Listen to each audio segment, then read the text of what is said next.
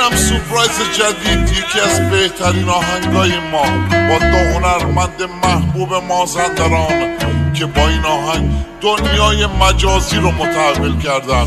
این شما و این وحید مرادی و با هنرمندی آقای فوق‌العاده معین محمدی.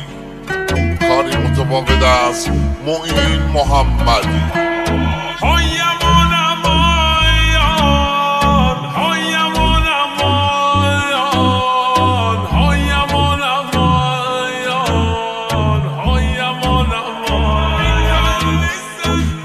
کل زندگی سر دل سوزی برده، ندوم که چیزه یار دیروزی برده.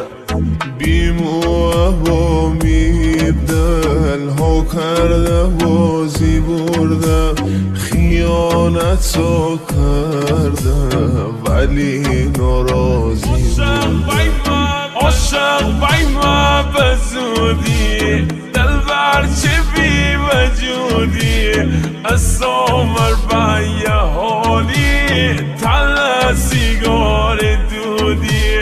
می زندگی در یار شونه رو به نابودی، عشق تره دار به یار همش کم سودی، همش کم سودی.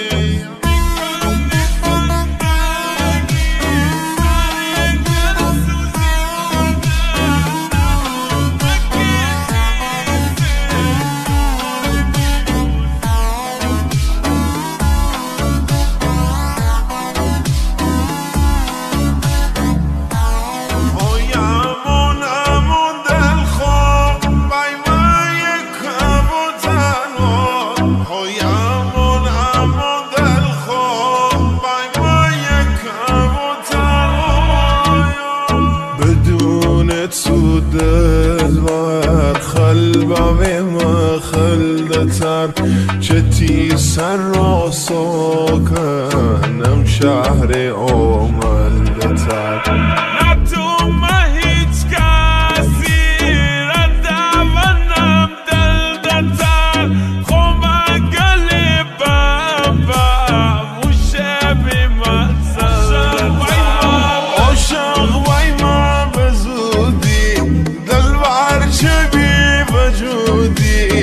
سامر بای حالی کل سیگار دودی، می زندگی در یار شونه رو به نابودی، عشق تر دار و یار همش کم مسودی، همش کم مسودی.